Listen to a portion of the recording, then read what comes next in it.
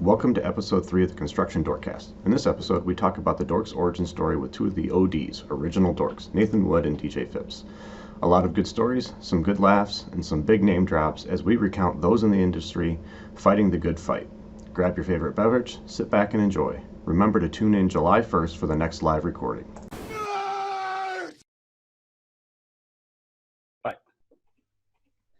All right, I am recording, and we are now broadcasting. As usual, welcome everyone. We'll let y'all get in here as the Dorkening starts. Well, Jonathan, I think we'll start with you this morning. Or morning? Oh, God, it's afternoon already, isn't it? That's the kind of day we're having. You better not be drinking in the morning.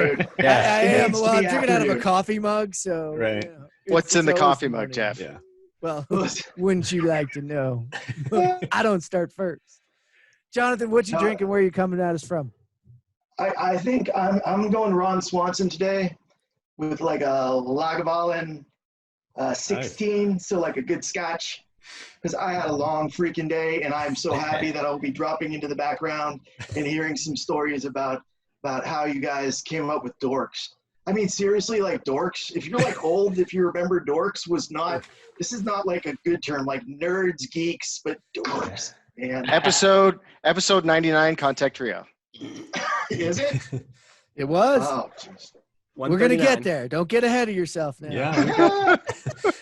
Trent. Some history coming out. Yeah, I got history already. Trent, where are you coming at us from, and what you drinking? All right. I got a local rye from Hotel Tango. Oh, nice.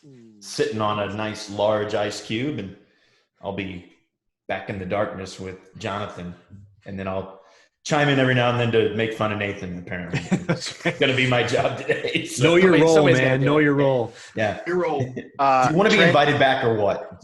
Trent, take a number, Trent. Take a number. And those who will not be in the darkness, Travis Voss, what are you drinking? What you got? Where are you coming out? I went back to my Lena Brewing again, and I've got the 38-degree Hefeweizen, so it's a nice light summer beer. Mm. All right, and on to the guests of the week. Who do I start with first? That one over there, or over there, or up there, Brady Bunch style. You're there. Where you are. I'm gonna have to start with you, Nathan Wood, with the exercise bike in the background. I love it. Yeah, I was gonna pick a great virtual background, then I figured just hashtag real life of the baby bassinet or whatever those words are, and the bike, or how I live my life. But following Mr. Voss here, I got a nice and light Denver Beer Company Tart Delight Citrus Sour, keeping it local here. Nice. And excited to hash up some old history. I was definitely looking back at some dates, and just it's crazy how times fly with this, but excited about it. Oh, that's awesome, man. Actually doing research beforehand. He might be the first one other than the other. I'm sorry. I like to prepare for things. I can't do this whole show about nothing thing. Like that scares me. We're just going to totally show up and wing it. Come on, man. I was going to say, that's isn't that what you told us to do? No, I can't handle it. There you go, Nathan. There's Nathan again. Right. Rockets and anchors and gears and icons. Exactly, right? All right, DJ, what you up to? What you drinking? I'm not up to much, so I am not as fancy as y'all. I'm just drinking there it is, just a Blue Moon. So Can't go wrong with that. on sale. So it's definitely on the menu. Coming to you live from Denver. So I think there's a couple of us, 3, right? I think Jeff, you're in Colorado as well, so 3 Coloradans. So yeah, this is a Colorado made. You're the odd man out, Travis. When these guys drop out, it's you're with 3 Coloradans right now. So get ready. I'll be all right. I think I'll be all right. I think you'll do all right. Well, I've been there, so that counts. As usual, it's in the coffee mug, but it's a High West double rye today from straight out of Park City, Utah. Nice. One of my favorites. Very nice. All right. Well, without I'm leaving further you dorks. ado, Go away. Yeah, later, we'll say nerds. goodbye. Later, Yeah, see you guys. Right. Later, dorks. We'll see you in the background. So, all right, guys. I like that. That's legit. Now that's Talk old about school. a dork. Yes. Well, How many people got attendees. blisters from Punch Out? Oh yeah, for sure. Oh man. All right, guys. Well, we're going to get this kicked off. If I can wrangle this crew, it's going to be amazing. But we wanted to, we've been doing a couple different episodes on the Dorkcast, and we thought, all right, we have to go back to the origin story. And I wanted to be moderating this one because I truly experienced this episode driving down the road. I can tell you where I was. I can even tell you the parking lot I pulled off in to listen because I knew I was going to go out of range and wouldn't be able to get the live stream because this is back in the day when we used to live stream these. So if you remember back then. So what we're talking about is was it the crew or was it the Contact Trio still at that point, DJ? It was the crew. All right. So we had taken over to the crew.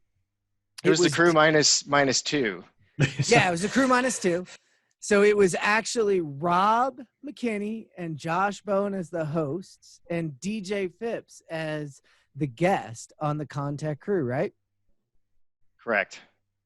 So and you were gonna be there, but you had an internal malfunctioning near-death experience that caused you not to be on. Like Nathan's thinking, that was all at the same time. Yeah. Wow. Yeah, it was like the day before. And I was right. like, "Where's Sample?" And they were like, "Sample nearly died." I was like, "Hold on, wait." Right. You were probably like, "I don't care. Where is he?" Like, and they don't have Wi-Fi at the hospital. You couldn't give him a microphone in bed. What? Right. Yeah. If you're interested in that story, that's a total separate story, but it is true and it almost did happen. That was the week of MSCA, and I was supposed to be headed to another event as well. And then we were all supposed to record with DJ on Friday. So, yeah, that was a big one. And Nathan, you were tuning in and got a call, didn't you? Well, I'm actually, DJ, you have to refresh my memory because my vivid memory, I was actually in Orlando at the LCI conference at the time. And DJ, you called and we talked about a bunch of different things. It was basically hey man, we're going to start this thing. And it was we're going to start a hashtag because hashtags are important, right? And it happened kind of after it. So the way that I had said it on the show is we're, because it was talking about all, the guys that I've gotten to know through the years in the hallway conversations. And I was just like, we're just dorks who like construction. And that's when like Bone and Rob were like, yeah, that's a great way to put it. So it went from dorks, who love construction to easier to construction dorks. And then you picked it up and then Travis and all the others. And it kind of just I guess it stuck, because everyone's like, yep, that's pretty much us. Yeah, it stuck, and then it really started to get some traction in some wheels to it. And as we kept seeing each other, we know how these conferences work. Where you see the same core group of people over and over again. I mean, they start always in the hallway, never in the sessions. Right. Which hallway?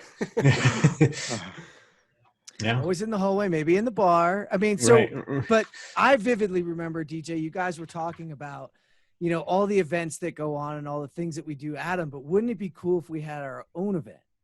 You remember talking about that? Yeah, well, that wasn't necessarily on the show, but I know that's something Nathan and I have had this conversation. It even kind of, I think, stemmed from some of the CPC stuff that Nathan was doing, where he was bringing together, construction tech people and things like that. And then even kind of lower from there, then having conversations with I remember Travis and I really having a serious conversation at the Hanson Wade Data Analytics Conference last March here in Denver. And it's we should really start, right, looking at doing this. And as I love how Travis puts it, formalizing the hallway conversations. And then it just kind of took some more traction from there, and Nathan and Travis and the kind of CPC kind of picked it up and really brought it together. And then we had the conference in Dallas, which was fantastic. And I think it was a great opportunity to finally meet people. It had the first time I had met Marsh face to face, Trent, some of the other guys, catching up with some of the other guys that I had known. And it was a really it was a great opportunity to kind of get us all together in the one space and kind of attack some of these issues that we've been kind of passionate about for a long time. Well, that first Dorkathon in typical Nathan fashion, we couldn't just show up and have a barroom conversation. He actually formalized meeting topics, some meeting agendas. He's got his magnets out. We got the whiteboards out and stuff like that. Can you imagine if he didn't? Like we would have talked about. We would have talked about everything, and we would have had some great conversations, and then we would have left and been like, all right, what do we do now? Right. How do we justify this meeting if we don't have something that comes back out of it? Go ahead. John. Yeah, what drew you to formalizing it though, Nathan? Of all of us to become the one to really put the wrapper around it. I mean, I would even say even just the informal of the formalization, like let's just take a step back and look at how long it took from the podcast episode in what it was like fall of 2018, I think, to, the Dorks event wasn't until December of 2019. And, somewhere along the way, I think it was Krista, actually created the logo, the actual icon of Construction Dorks that was perfect. We talked about it, but nobody actually made it. And so someone made a logo, and then we had, a platform, and we had, Brand Engineering in Dallas, offer up their space for us to be able to use that. Just everything kind of came together organically, which was cool. But, from my experience, even when, Sasha Reed brought everyone together in the original PDF coalition days, way before CPC was a full nonprofit and everything, it was kind of, this was awesome. We definitely all met really interesting people and learned something, but where do we go from here? Because if there's not something next, if there's not something formal that comes out of it, then everyone's kind of left a little bit with, well, that was great, but versus that was great. And then the struggle is always, how do you actually keep up with the accountability of all these lofty goals that we come up with? And, knowing that you're not going to get all of them, but as long as we have some level of self-accountability and keep moving things forward, I think we're showing that we're making legitimate change in the industry. I think every time that we use a Nathan quote, we probably have to pay him. So if there's like a $sign change, unfortunately not yet. But I'm going to say, like, I like it because it's a group of us getting together. So it's not just one voice. So the rising tide raises all ships. Ching. But that kind of effect there, right? So it's us, and we also come from multiple different backgrounds. So we're not all just kind of scoped in one particular vertical or even one particular scope. So it's a lot of us who, and I think the thing that really kind of bonded all of us together was that no matter what the logo is on the door, you still have the same damn obstacles to overcome, and trying to bring some things to your company to try to help them, perform better. Right. And I think it's interesting when you hear about, they don't think the technology guy is really concerned about bottom line or bringing dollars in or productivity in the field or safety or all that other stuff. But, a lot of us that have had conversations, like, that's where our passion is like, the guys in the field, those are the guys we want to go home safe every day. We want to make them more efficient, because when all that happens, the company, as a result, the company's going to make more money. It's going to be more profitable. You're right too, DJ. Something else that I thought was really neat, and I think at some point we're going to go back and talk about some of our OGs, or I guess they're ODs in our world. As Nathan kind of dropped Sasha, it made me think about that. But something that drew me to talking to this group was, there's no yes men in this group or yes women in this group. Everybody pretty much has a pretty solid. I mean, I can remember conversations with you, DJ, going back and forth on things, and we all have our snippets of quotes like Nathan's. DJ's is communication is contractual, collaboration is coordination is contractual, collaboration is voluntary. Right. I just remember the shit sandwich. That's all I remember. Shit sandwich. That's probably the best one. The shit sandwich is the best one. We're all eating the shit sandwich. Here so let's all eat it together. That's my next virtual background. Take small bites, right? Yeah. No, everybody gets a bite. Everybody. Yeah. I think that's really important that we point out, though, that it is the combined passion, and it is the fact that we all come together, and we do have the very backgrounds. But we're more than happy to cover up the logo or even represent the logo and say, here's XYZ solution to your problem. I don't really care which one you want, but we all want to make this better. Right. And this will come up, I think, a lot when we start talking about the Dorks as a group and the Dorkathon. It was really important to me, and Nathan helped a lot with that there wasn't sponsorship. We don't want people coming in to force stuff upon us, to sell stuff like let's fix the underlying process problem, the underlying industry problems. The solutions, we'll pick the right solution when that time comes. Correct. Well, and even even like what Nathan and I talked about too at some point was just like, if we did invite vendors and some other ones, like what we should do is get the two 800-pound gorillas in the room. I work for one and we know who the other is. And actually like try to, I think, do some cross, collaboration and talking about some things there. As to if we're going to bring in that type, then let's make sure it's fair and equal.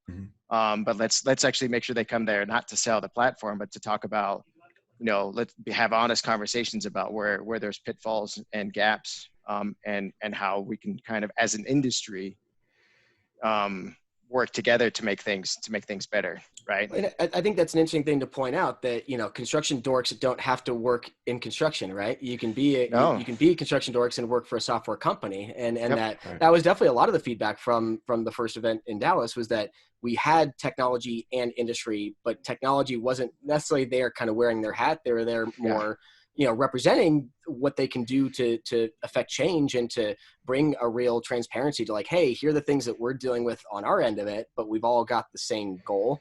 And it's not about selling anyone. It's about like actually solving problems. And I think that is what made it unique, but still allowed them to be a part of it. It's respect for perspective, right, Nathan? I mean, that Ching. was the thing right there.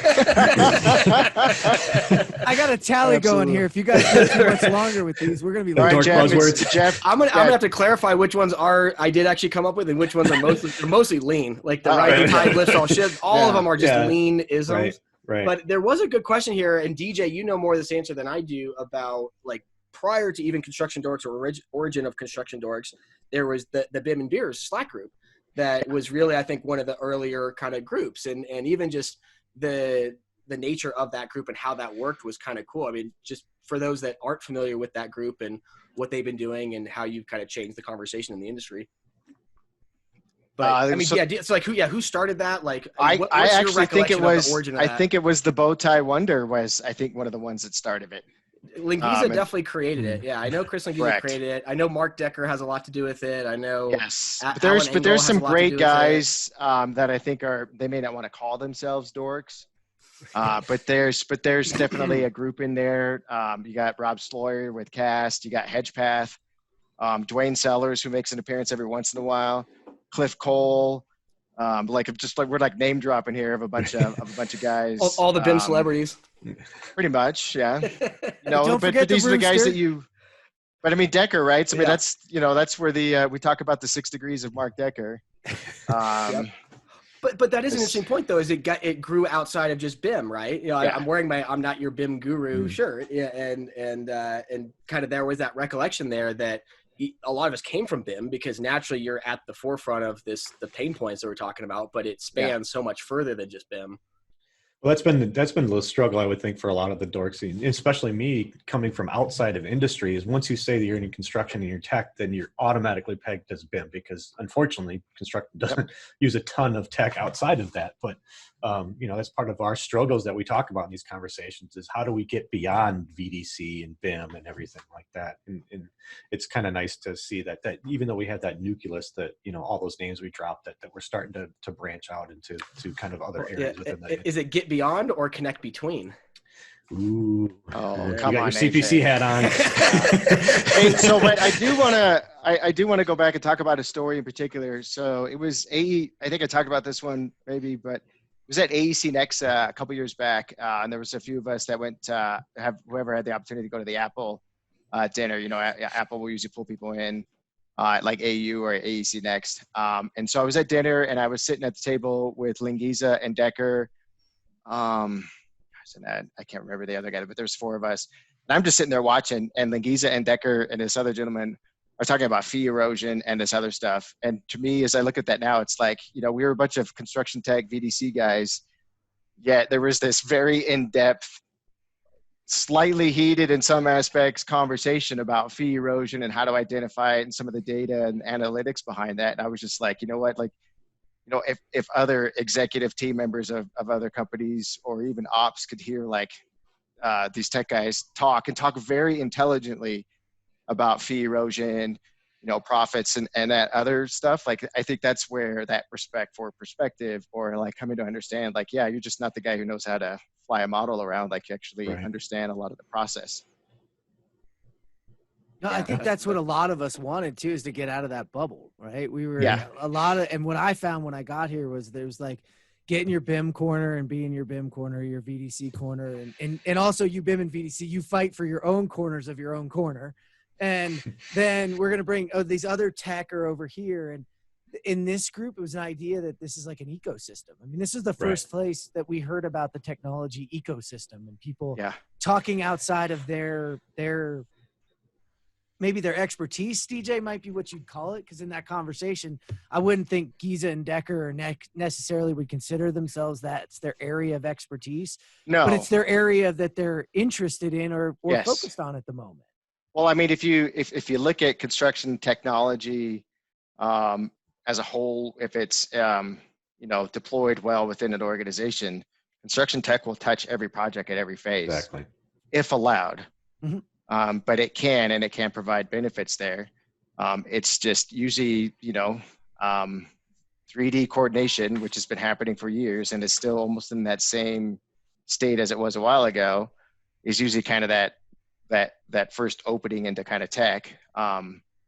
Because they don't even, a lot of people don't even consider things like ERP and everything like that as any correct, sort of technology, or even a construction management solution as a construction tech deployment. But it really is. I mean, you could even get down to somebody using smart sheets and managing a bunch of Excel files. That's technology applied at a company. Right. I remember when I didn't know what ERP stood for.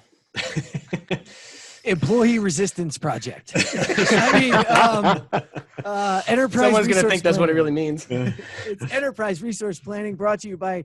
I call you out on TLAs. I'll shut up. I dropped that the other day.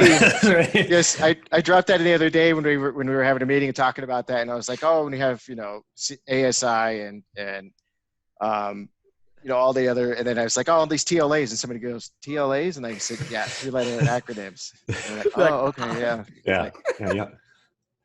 Oh man. But so like, this whole thing like formalized and Travis, you kind of ran with it. Like it's getting more and more. I mean, and I would say it's informally formal, right? Yeah. Can we talk about, like, I think even like I'm gonna call him out a little bit on this one, but for those of us who had the opportunity to see Travis shaking a little bit while he was on stage 2 years ago. Yeah, maybe 2 years ago. It's November. 2 years. Yeah, it'll be 2 years ago at was it Connect and Construct? Yeah, Audience Construct Connect. Yeah, it's a tiny little event. Yeah, main stage, 10,000 people. No, I wasn't at the big one. I wasn't at the big one. I put it Okay, out so there. you're on the Monday one, but still there was a lot of people there. But Well, I think if we're calling out names too, I'll throw Todd Libby under the bus because he's kind of the one that got the intro going. And we went to the Connect and Construct the year before, and it was a good event, but it was still starting out, so it was small. So well, I mean, it wasn't you. We're talking. It wasn't Allison Scott on stage. Yeah, Allison Scott was on stage when she was still with Autodesk. Some guy, some Peter Diamandis. There he is. Look at that right? guy. Yeah. Looking great. No. I want the better one. The better one. Travis has this one. It was the logo that they made specifically for him. You're gonna make me pull it up, aren't you? Yes. So that was it too. That was great. I was front and center at that one, covering it. It was awesome to be up front with you and DJ. You're right. He was shaking, but you did it, man. It was Or did you notice the one the year before? And in his last slide, it was hashtag Construction Dorks. Yep. It was. See we if hit I the can. main stage. Yeah, that was Allison Scott was on stage for that one. So it was. Was Epps on that one, or was Epps on the one? I think Epps was in the morning one, like right here. Yeah. This is legit. I love this. That's the awesome. unicorn. I mean, the funny thing apart for me about that story was like I said, Todd Libby kind of made the connection. We were doing some cool things with his product and with some stuff with Autodesk, and he's like, I think they want you to give a little thing at this thing, and it's like, yeah, it'll be a couple hundred people. And then as we start doing our check-ins here and there, it's like, yeah, I think we're up about 450, 700, 1,000. Like, okay, this has gone from a quick little 15-minute presentation to speaking at a major event. And that was I was shaking. I was definitely shaking. But I told you crushed it, dude. You did. You did amazing. Another name drop here. I'm sitting next to Andrew Agnost at the thing, and I just kind of look over and I said, my goal here is not to fall off the stage or drop an F-bomb. And he chuckled and he's like, I think that's the goal for everybody. We all nailed it. There was no falling, and that was like the coming out party for it. Yeah, so. that was, I mean, we all kind of started with the hashtag there, and then that got it on kind of a major stage. And throughout the year, like DJ was saying, every time we would get together, we'd see each other at an event. It'd be like, okay, we whatever we have here, whatever we're having around in this hallway, around this table, this needs to be a thing. And I kind of decided to, and I had started doing a little more blogging. So we've been throwing that out there a little bit more and getting a little bit more of a community. And then I kind of, tapped over at Nathan. And I'm like, I think that this could be a thing. Can we pair up, team up, leverage the resources of the CPC as a nonprofit to keep it crystal clear and everything like that? And he's like, yeah. And then, that's when, again, to Nathan's credit, it comes back and kind of formalizes the informal. It's like, okay, we probably should have some sort of goal out of this. And then, you start getting guys like Josh Bone involved, and what happens there is we start talking about offsite construction and everything like that. And it was a great day. It really kind of became, hopefully the inaugural one is something that not even annual. I mean, we've already had another one with the Kurt group, and I would like to see once things kind of get back to the new normal, which I know everybody hates to say, but it would be great to see little dork meetups at kind of other events, and like, how do we tackle some of these problems? Let's talk about it for a second, because I mean, we kind of are playing insider baseball on our own here, because we were all at part of those. Nathan, why don't you talk about kind of what the first formalized informal was and what we did, and even touch on that Kurt one? Yeah, I mean, so just to tell the full story, I think, Travis, you probably reached out in like July of last year about doing an event. And, of course, my planning head goes into all the different things that you have to do to make it right. It was like, have you done this? Have you done this? Right. Have you done this? Oh, yeah, those are all really good things we should do. My answer is no. I've done none of that. I think that kind of falls in line, because I think we had a much more in-depth conversation at Advancing Construction Technology. Mm-hmm. In August. Oh, maybe that was in August. Right. Yeah. So that was after, but. Yep. Because you had just started the announcements. And so it was like, all right, let's, and we're agile with it. We're like, okay, let's see how much interest there is. And it started with here's what we're thinking. Let's gauge interest back. Okay, we got enough signups. Okay, now let's pick a date. Okay, now let's pick a place. And so you don't have to just decide we're going to do it and plan everything. But there is sort of an order of operations of how that really came together to get, I think, 30 folks, good mix of different backgrounds. So they could have had more diversity, but that's another thing we always struggle with in construction.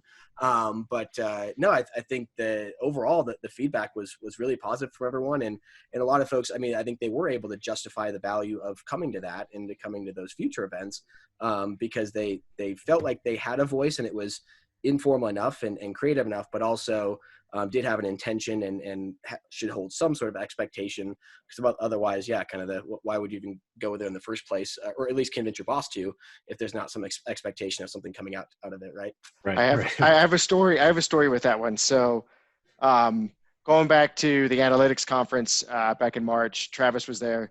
It was Travis, myself, and Nicole Carter hanging out at the bar at the hotel, having a conversation. Then this gentleman walks up to us and starts talking. Lo and behold, he was just as beautiful of a unicorn as Mr. Boss was.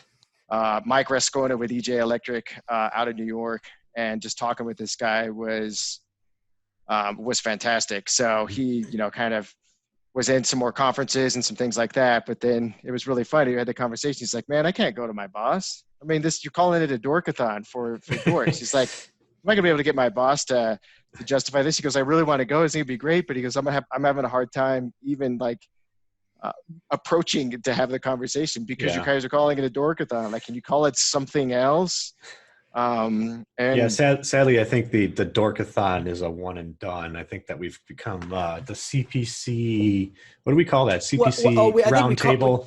We called it a CDX workshop, coming in exchange, because it's bringing our anchors to rockets and all of our kind of fun tools. But I think it's still associated with the Construction Dorks brand, but it helps sell more people to get there. And so that, one of our lessons learned for Kurt was, if we're going to get a bunch of construction owners there, they're probably not going to want to come to a Construction Dorks thing. But if they feel like, they can provide their perspective on how a bunch of construction folks are trying to solve all these shared pains, then they're all for it. And so I think there's a lot of good synergy. Well, I think there was a lot of that with the put your money where your mouth is too. Like we've all talked as much as we can about knowing those other perspectives. And we realized really fast, we didn't have owner perspective. So we said, let's go after it. And when you said diversified, Nathan, you know, there was diversity in the room, but not enough. We want everybody. We want engineers. We want suppliers. We want architects. We want the gamut in that room, having the discussion, right? And hopefully we, you know, stuff like this and you know, times are a little crazy and a little busy right now, but, you know, can continue to get back out into social media and stuff like that. But raising the awareness, because I think another cool part of this community is it's not a top-down push. It's more of like a push from the middle, but it is people really trying to solve real problems, and we are passionate about it, and that attracts other people. So hopefully we start to get some more momentum, and we really, you know, I do think that we have some very, very good conversations, and they're not just, you know, pie in the sky theoretical. I think that we have some real actionable things that the more momentum we get, the more the industry will take notice, and we can actually drive some real change.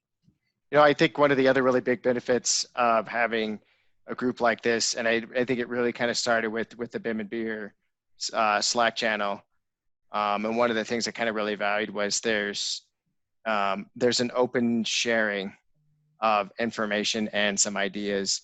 And I always felt like it was a safe place to go, like, you know, because we're all in the tech space, and how many emails and solicitations we get all the time for different platforms and stuff. And you're like, hey, this looks pretty interesting. And found that like that BIM and Beer space was a good place to go and kind of ping that group and say, hey, have you heard of this or whatever? And they would either say, you know, stay the hell away from it because it's not worth it, or no, that looks really interesting. Can you share it with me? And then, so I think that's also a value that we can bring to other companies and stuff like that, is like where you have a group that could be available for you to actually have some, have a good, test group, right? You know, kind of a pilot group, or people who can actually give you some early feedback on whether what you're proposing is actually going to have any sort of value.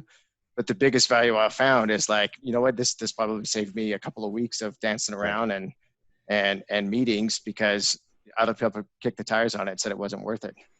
Yeah, and we're all, you know, I like that aspect, and we're all one person usually inside of our company or a small team, but you have those, and you can say, you know, have you heard about this? And they'll say, yeah, that's pretty good. We also looked at these three, because again, back to the, you know, not raising the flag for one particular thing. It's like, I think that one of the things I've really learned, and hopefully more of our providers learn, is like there's not a one size fits all. Like there might be a dozen different solutions out there, but you got to pick the right solution for your organization.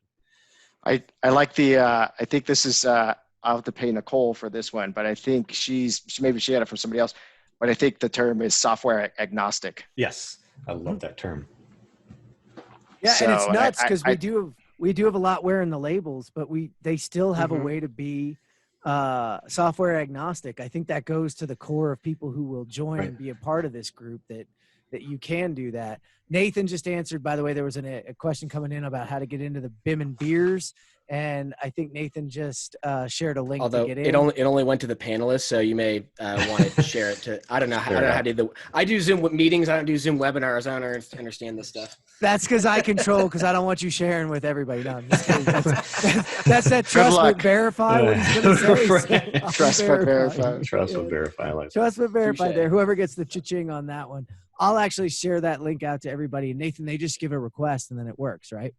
Yeah. I mean, the group's made pretty open. I remember asking Mark Decker a while ago, because I thought of him as being kind of the closest to any sort of an administrator or voice on that stuff. And it's sort of been hey, you know, everybody go out there, you know, join as you need. And there are definitely plenty of folks that work for software companies that are in the group, and they just kind of know to not be on there selling their product. Not that you ever would, right. But no, it's a really good community to kind of, ask some of those questions that you probably wouldn't ask publicly, but you want to ask it to a wider audience and get some good feedback on. We should show the invite for the Construction Dork ones as well. Yeah. Because I think that Slack channel has been a little quiet. It has. Maybe it'd be nice to kind of start that back up again. We'll share that out with me, Travis. I'll share it to the group. Sure. You guys hit on something here too, because, you know, you talked about the ODs and all these folks. Like, I could throw out my own Rick Kahn being a huge influence, and, James Benham, who frankly, I'm not in this industry without him. And, Josh Bone, everything BIM I know started with him. I can tell you that. So, there's some of those ODs out there, and feel free to name yours as you go through. But what about the new folks, the new ones coming in that are trying to find their way in this industry and trying to find their way into the dorks? How do we bring them in? How do they become a part of it? What do you suggest? One of my favorite people, he's probably the favorite of a few of them on here, just recently switched over to Dado, Walker Lockhart. Remember seeing him and kind of talking to him initially, and he was doing a lot of Bluebeam stuff. Hey, 2019 Dork of the Year, right? He got right. the CBC Absolutely. Dorkathon Award. Yeah, which we will have to do that this year again. We will, yeah. His meeting around the ficus and the things that he did at Polk and some of the things he's doing at Dado. But yeah, he, I think, but I want to say like this particular group, yeah, I think we have a good mix of ages in here and different levels of experience and expertise for sure. And I think that's what kind of rounds us out. But I mean, I think Walker's some of the, one of them, we just got one from Jonathan Marsh back there.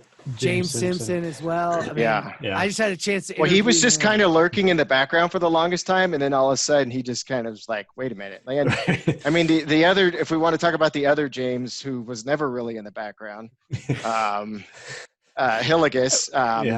But I mean, he did. I think he did a lot for the brand. There was pushing some stuff, and is still pushing out some really good content. And I mean, he shows just because he's doing metal framing, there is a lot of room for growth, for sure, and technology applications and things like that. Not all people are the biggest fans of Hilligus for sure, but I mean, he was out there, he was pushing it.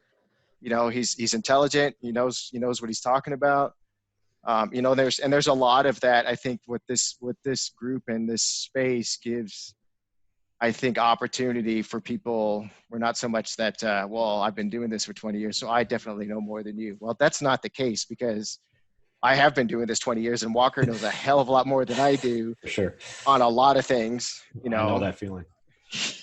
You were kind of asking, I think we had the Venn diagram up here before. Maybe we didn't. I don't remember if we actually showed it off, but one of those big circles is social ineptitude. So, I would say for anybody that wants to kind of get involved is we are all equally socially inept. So you don't have to worry about being awkward when you walk up and talk to us or engage us in social media, because, we're just as big and dorks as everybody else. I mean, I think that's probably most of the people that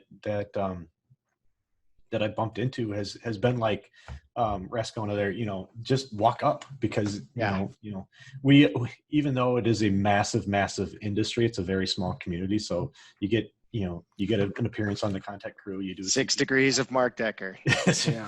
We all know each other, so you can walk up to just about anybody and have a really good engaging conversation. Yeah, and I think it is. Or go ahead. There's somebody in that group that's having a conversation that you probably know or have had conversation with. Right. Yeah. Go ahead. I found the graph. I was just thinking that, we chose Dork, and I still to this day agree with it, but it's almost like the irony of it, right? Because we're all extremely intelligent, and the fact that we picked Dork is almost intentional. And I think kind of goes back to almost like the self-deprecating aspect of it, right? Because and I was going to pat myself on the back a little bit, because you always call me the professional novice. I always try to portray myself as the dumbest person in the room, so I don't have the intelligence. But DJ, I've seen you do this too. Like, that's how you learn. If you go in there with no preconceived notion that you are the smartest one there, you're going to learn a hell of a lot more. Well, I mean, I think the thing is too, is you also, I don't want to say play dumb a little bit, but you definitely try to go in there with your eyes open, for sure. And I know I've talked to you about this before. But back when I was working back in Texas and had my first interactions with Doug Smith and Kyle with Brant, and I think I even had a project when I was with Seth on stuff like that. But Doug Smith, to this day, I love the man. He was very encouraging. He taught me a lot of things about how to do good coordination, some of the stuff like that. Kind of gave me the trade partner perspective. And that was just one of those things, you know, like you kind of think about that stigma that's out there, like plumbers and these mechanical guys don't necessarily know everything. They don't have a degree in engineering, like Bert Jezebek, who's one of the other ones there at DSI. And just some of those guys I worked with, like these guys know just as much, if not more, than a licensed mechanical engineer. Plus they know how to put the damn system together and build it because they have done it. And I think that's that stigma, right, of trying to overcome. Those guys may not embrace the dork as much, but they really are. I mean, they're very valuable, I think, in the profession today because they are bridging that gap between what can actually be built and constructed in the field and actually modeling it and figuring it all out and planning all that stuff prior, you know, because they've been there and done it. Right. It's valuable. I think it was actually Lengiza on the contact crew or it was a trio at that point, who talked about, you know, his first ever plumber coming in that he taught BIM and taught coordination. And the guy kicked him out of the chair after a very short period of time and said, "You can't actually build that, man. You don't know what you're doing," because Lengiza hadn't put work in. And I remember stopping my car at work and running in to try and play that episode for the people I worked with, to be like, "Look, this is the future. This is what it does." And I mean, all those groups opening each other's eyes to what can be done. Especially if you're open to listen. I mean, I always get to be the dumbest one in the room that way because I have very little experience in the industry, but then soaking up what all of you guys have to say. I mean, I've learned from each one of you here how the industry itself works. It's a cool little play. I mean, Nathan, you talk about now you've taken a step out and you're running CPC, but you came from inside of construction. I mean, yeah, I think part of what makes Construction Dorks is we're all lifelong learners, right? Like we're all good at what we're good at, but we always want to learn more. So I think, that's kind of been my journey from the first, shared pains of RFIs and submittals and kind of the basic stuff of like knowing we can do it better, but not just saying we can do it better, like understanding why we're not doing it better and really going to that next level deeper. And I think that really should be what a lot of these construction dork conversations are, is actually, ironically getting past the technical problems with it and getting into more like the communication, the social, the contractual problems. Because, to me, that's where all the solutions lie. And I love that, as much as we all roll our eyes when the conversation goes that direction, those are the conversations we need to be having of changing legal, changing contract, changing the stuff to make this work.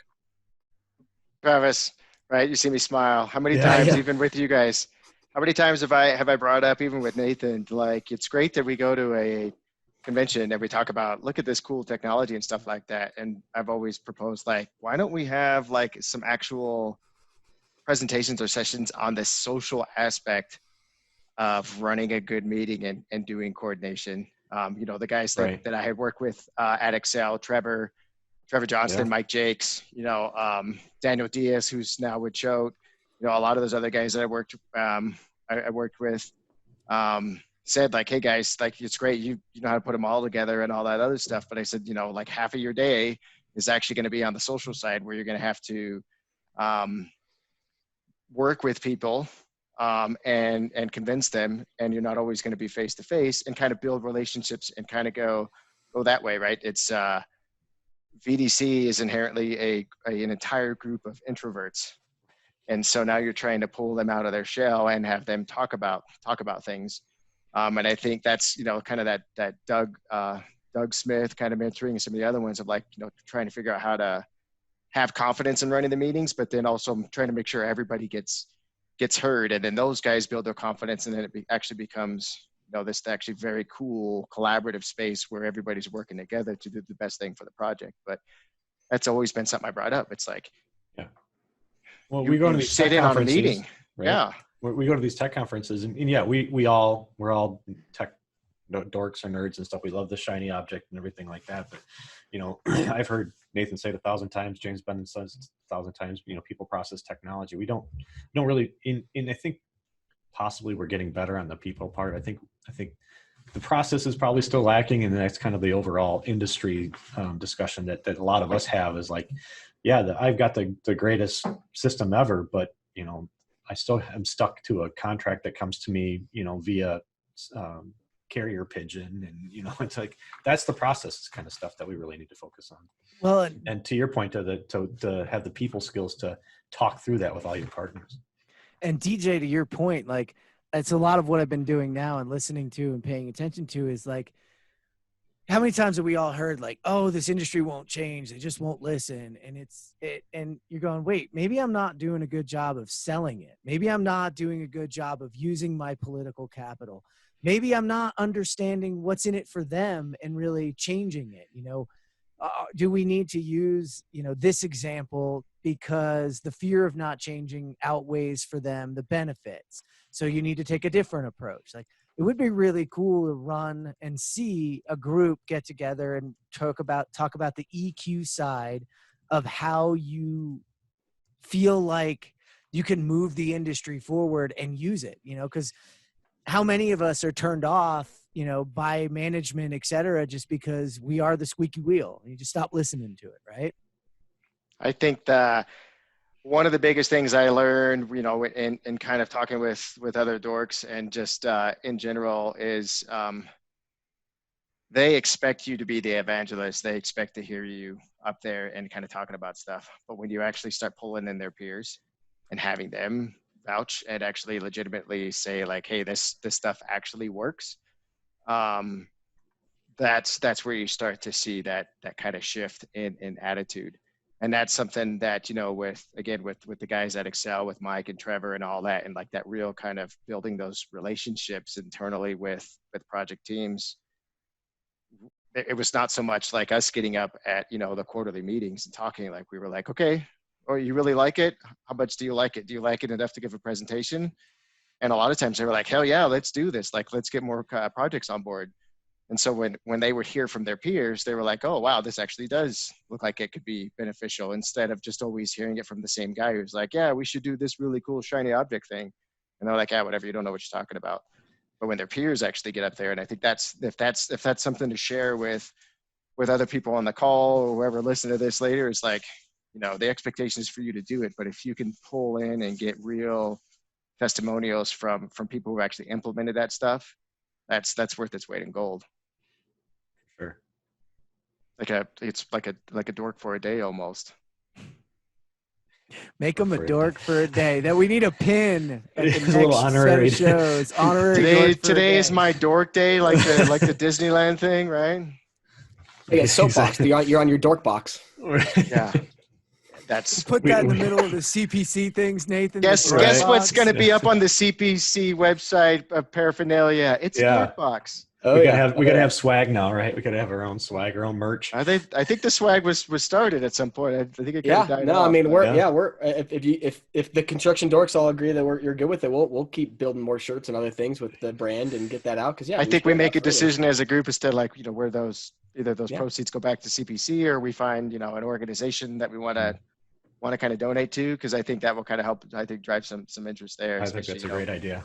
Yeah, that's a great even idea. Like something for like COVID relief, or even like organizations that are helping. I think that the people that are really hurting the most right now, which is the boots on the ground and the guys that are not getting all the getting as much work as they have, and really those are the ones I think that are affected the most by all of this. I like that idea. And that's how ideas in the dork. So is this the whole thing where like we have to have an action item after this, and we have to follow up? And okay, Nathan, that's why you're here. That's why you're here, Nathan. I'll go make the T-shirt. Yeah. No, I think if we do that and find the organization, we have enough people within our circle of friends to where we could probably maybe kind of get a push behind it. And then I think it also maybe throw a little bit more selfishly, a little bit more legitimacy behind our Construction Dorks branding and stuff like that, and show like, the real focus is, not the brand, but it's the people that all of us really truly care about every day, which is boots on the ground. I think that I have a good shirt idea too, is one Brett Young gave me. It was the McKinsey curve. I think that's The I mean the Teichholz curve, or is the McKinsey curve? Teichholz. That's Teichholz that depends on. Actually, technically, he did take the McKinsey one because McKinsey goes 1994 to 2012, and Teichholz goes 1970 something until 2004. But they more or less show the projection of everyone else's productivity and construction. There we go. I like that. I just remember the conversation. I wasn't there, but I could totally imagine that it was like you, Doug Smith, and Sean McGuire, like sitting in the back of the room giggling because you guys had bets to see how quickly Mr. Young would show the Teichholz curve as part of his slide presentation. Yeah.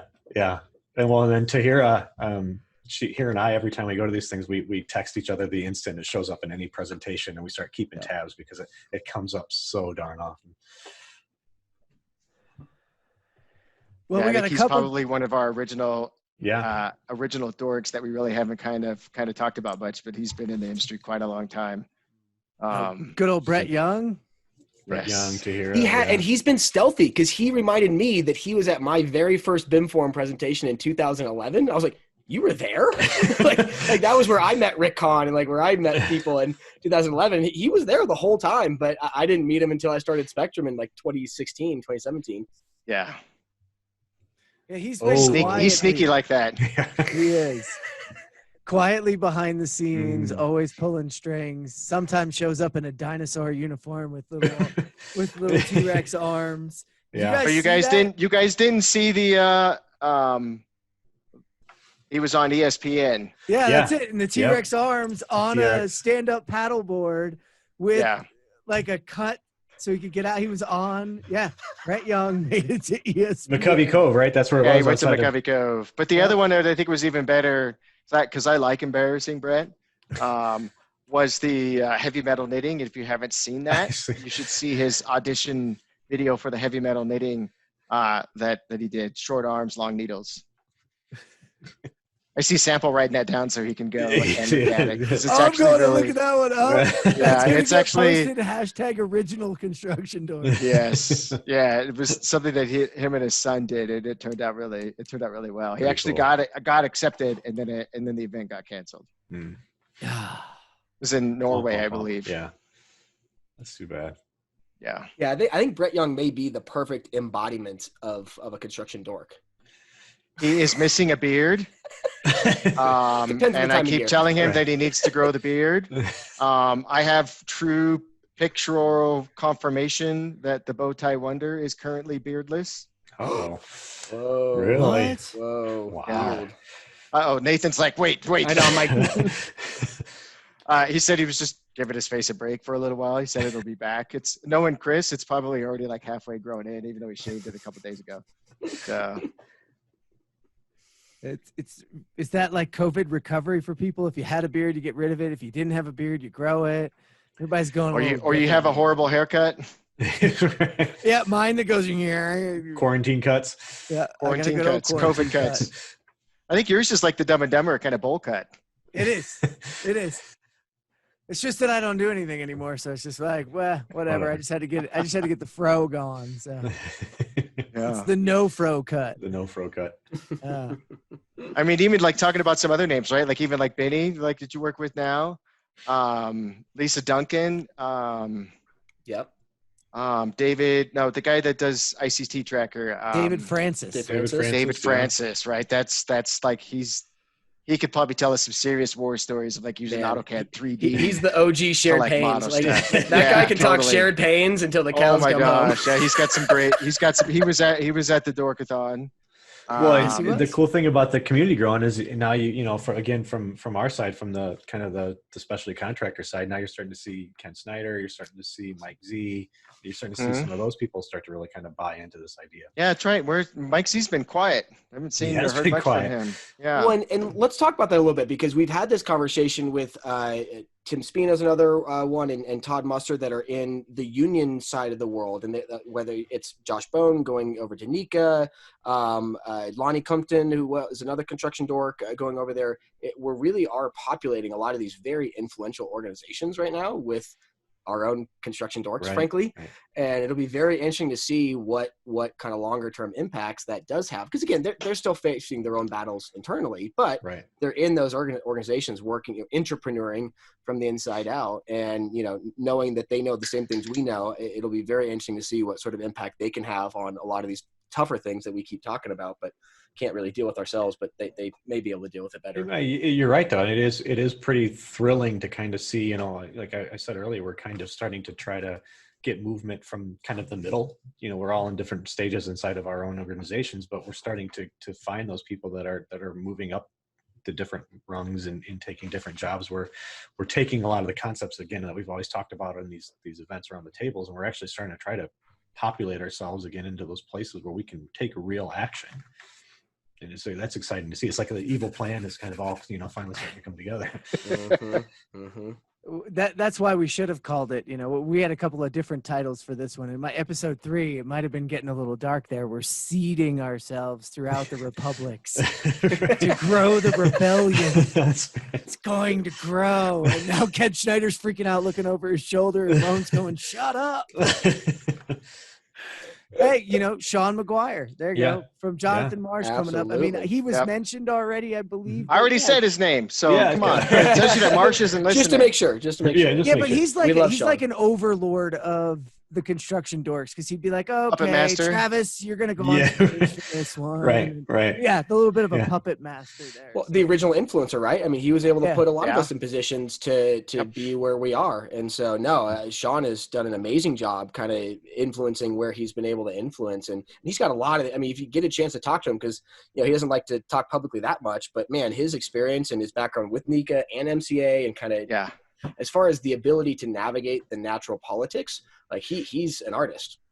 Well, and he called me this week, calling me out on something I was talking about online, and wanted to make sure that I had some understanding from his perspective and some resources to go to him on. And I was amazed. I took it right away. It's just, he's more of a puppet master. Whoever said that was a good. He's probably got one of the, in a good way. There's a few of them that we know, but he's probably got one of the best black books in the industry. Yeah, Jonathan, you've jumped in, so you have something to say. I jumped in because of Sean, because when I went to the very first tech convention, I had some people up on stage, and Sean's off to the side, and they're like, he's the leader. So I walked over to him, and he's like, "You should go talk to these 5 people." And that was it, man. And that was after I talked to those 5 people, which were Kyle Holmes, he's go down to Brant, go see Brant, and that guy over there is Dave Pikey. Go talk to him for an hour, and it was within a single convention, I come out of there knowing the people to talk to. Kyle was like, "Hey, come down to Brant. We'll teach you how to be better at VDC." Kyle's one of those sneaky original dorks. Oh, I first met Kyle back in 2013 when I worked for Vaughn, and we were doing a dental school there in San Antonio. And I had first met Kyle then when he was kind of the leader of the VDC team, right? The BIM team there at Brant. And then shortly thereafter, he had moved up into that vice president type of role and was pulling in some other guys. But yeah, Kyle goes way back for sure. He's one of those guys that kind of helped me taught me some of all that trade perspective. He set the tone for me, man, because the tone was real clear. You help everybody that comes after you to do this better, and you educate and you help. And I've gone back and forth every time I have an awesome solution. I kind of give him a tap and say, "I found something. This is awesome." But I think that that's a big part of what you guys have done that I liked so much about when you guys put a name to it, put a brand to it, was you kind of said, okay, at the base of this is us sharing our knowledge and us sort of bringing the entire industry forward. But I had to chime in about McGuire because, come on, man. Well, and I think that I had done a great job of just kind of twisting us around into where we need to go. It's awesome. He is. And I think that it's this. Come on, Marsh. Oh yeah, no, totally. I think that's an important kind of lesson again for kind of the newer dorks out there is we do the construction technology stuff and who was it? I don't know who said it now. The human API, like it's kind of what we do. Was that you, Jeff? I get paid for that one. The human API. The human Cha-ching! API. So in Jonathan's example about Shauna, I do the same thing, and I do oh yeah, you need to go talk to so and so and so and so, and that's the benefit of the events a lot of times. Or sometimes they'll be like, I have 2 software vendors that I want to talk to, so because I know them, I will grab one here and one here. And it's like, you guys need to figure this out. And I think that's something that's important for anybody that is passionate about this and has this kind of position, is like, don't keep it all to yourself, share it out, facilitate, connect people up, because that's the only way we're going to grow and get better. Yeah, I think that's a big thing, right? It's like, we're not a closed circle, right? There's no buy-in, there might be an initiation. We'll have to talk about that later. Right. But you know what I mean? Like there's like, we're at a conference, and it's something like Rascona is the perfect example. You're like, hey, sit down, start talking. All of a sudden you're like, mind's blown. You're Jonathan like, where the Marsh hell is my did example. you come from? Yeah, wait, you got to talk to Rascona. So that dude's awesome. Nicole has a and meeting. he's got the We're New supposed to York. do RFI. Yeah, we're supposed to do Procore to Procore RFI discussion. I need to track him down, but yeah. Yeah, but he's just like, that's what I mean. It's just like, it's this, the kind of open thing. I mean, I see Rebecca Sockwell.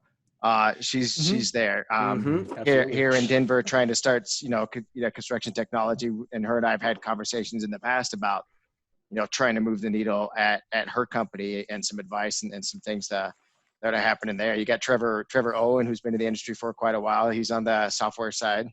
I could say he works for another company, but that would be offensive. So, it's like a lot of us know each other, or have, mutual acquaintances that eventually we get together and start talking. Because how many times have us walked up in a hallway, and I'd like see Travis there, and then you're talking to somebody else, and you're like, hey, this is so-and-so. And you're like, holy crap. Like, yeah, I know who you are. I know the name. Like we end up like knowing each other, and that kind of helps kind of spread and even build stronger connections. Definitely. Well, you talked about that human API, Travis. That was the idea coming from somebody like me who didn't have a lot of my own information other than IT bolting things together, but I'd sit and listen to DJ talk about something. Or, I remember a particular conversation with like Jeff Elwell, who we haven't talked about yet. That was one of the OGs. And then we had, there's Trevor with the no Hilty shout out. No Hilty shout out. And then we had, who else did we have? Darren no branding. Roos. And you'd listen to Darren Roos talk about oh my gosh, the rooster. And then I'd turn around and I'd hear somebody talking about a problem in another room. And I'd be like, wait a minute. Come here. You have to talk to you. And you just sit there and you'd make that connection. And to me, that's where that popcorn and just start right. You just start and, and it didn't matter if it was 2 software companies, if it was a software company and a user, if it was 2 users, if it was a general and a trade partner, like we could just connect them all together and sit back and eat the popcorn and watch the magic happen. And I like your popcorn analogy. That's I always say every time I do a good presentation, like whatever my time is, I'm going to talk for half of it, because my favorite part is the conversation, because that's where I actually get to learn. I'm going to spew my stuff at you for 15 or 20 minutes, but I really want everybody else to have the conversation so I get my value back out. That's how I know you're an introvert. Because I need to meet with people so that I can talk to them. Like I'll have conversations with Sasha and she won't say anything. I'm like, thank you so much. I need to just talk that out. It's like, you're welcome. I want to say this, Travis. How many times have you like done that and then get totally blown away by a conversation that happens inside that space from somebody you didn't know, like somebody who just asked you this like question, and it starts, it starts a really good conversation where you're just like, well, I didn't expect that type of question from you. Exactly. I wasn't really kind of thinking this was going this direction, but let's roll with it. But yeah, it becomes very valuable at the end of it. Yeah. Well, guys, this is an awesome conversation, but as goes with most, we have actually reached our time. In fact, we've gone a little bit over this morning. I want to give everybody long-winded? We were long-winded, believe it or not, DJ. But hey, we got you on and we didn't go too far over. I think the content crew actually expanded their time limit because of you back in the day, just so we could get enough. I do love the sound of my own voice. But it's music to the rest of us too, buddy. So thanks for joining us. I appreciate that. I know it's not true, but it is, man. It is. Heated or not, those are great conversations. So it's great to have you on with us today. I appreciate it. Looking forward to many more of these. Thanks. Yeah, thanks everybody. This was awesome. Yeah. Nathan Wood, thank you for joining us today as a guest, and also, one of the masterminds, I would say, behind this thing that is the Construction Dorks. So Thanks I love for the new joining us. format. Yeah, keep it up. Great job, Travis, Trent, Jonathan, everybody. Thank you, Jeff. Thank you. Thanks. And Travis, thanks for Appreciate joining us. We got Trent coming back in, and we're going to have Jonathan coming back in. Thanks to everybody. Listen, guys, remember, this is the Construction Dorks, so it is all about you and all about us all together. So if you have ideas for future episodes, hit us up, contact Travis, or hell, you just have to put that hashtag Construction Dorks. One of us will catch on to it, and those episodes will make it on here. So let Somewhere us know in the what's internet, going on. just Google hashtag Construction Dorks. Right. Oh, and we'll find get the word about the Slack channel out too. That could be a good place for that. But we definitely got to push this out more. Get some more attendance. Yeah, and if you didn't see it, I did share those the invites to the Slack channels in today's chat. Feel free to share those out to other Construction Dorks, get people involved. At some point, we're going to have to come up with a closing line. But for now, thanks, guys. Be safe and take care out there. Yeah. Thanks, everyone. Yeah. Thanks, everybody.